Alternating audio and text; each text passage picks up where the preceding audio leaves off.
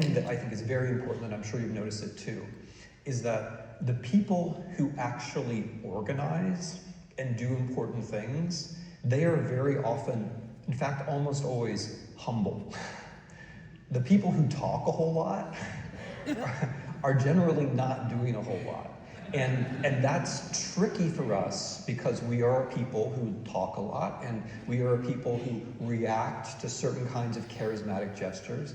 And it's important to remember that the organizers are often humble, and you can tell who's a real organizer by how they're humble, and that means you have to look out for them. It means you have to listen to them. It means you have to join them even if they may not have the loudest voices. And you have to support them with your time, with your energy, and also with your money if you can. The other thing I was thinking about with respect to resistance, and this is a point that I just wanted to say again, is that you have to keep doing the thing. I mean, it sounds very simple, but like in my life, I'm reminded of this when I go to Ukraine. When they're almost at 4 years of war, and when I can go to the front, it's because I'm in the hands of people who have been doing civil society organization in peacetime, during revolution, during a war, and I'm in relationships of trust, which people have built, and I'm not actually very worried. But the things that they are doing are absurdly difficult and risky far beyond what most of us hopefully will ever even have to contemplate. But they keep doing the thing.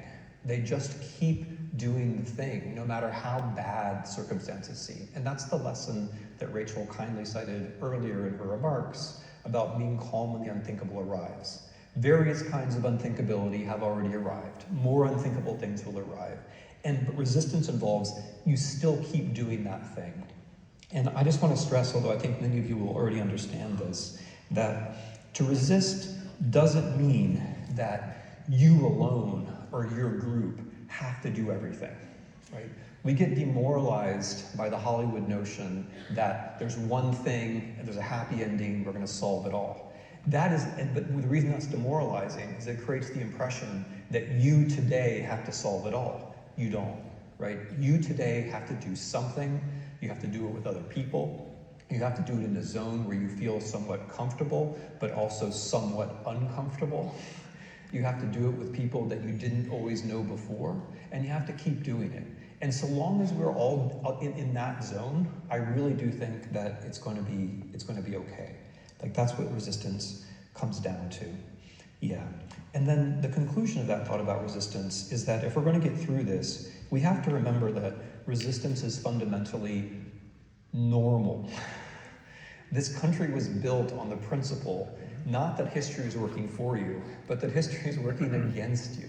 It's built on the premise that you have to resist. It's built on the premise that things like revolutions are actually normal.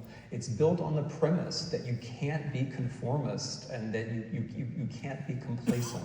Resistance is normal, and resistance is constructive.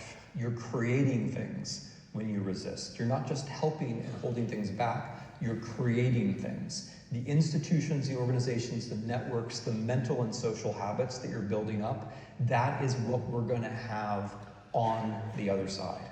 And I just want to say a word about the other side, because it's not coming to us, we're coming to it, we're going to get there. We're going to get there. And as we think about resistance, and as we practice resistance, and as we practice protest, it's very important to remember that we're not just against things, but that we're for things. And to work hard to articulate what it is that we are for, right?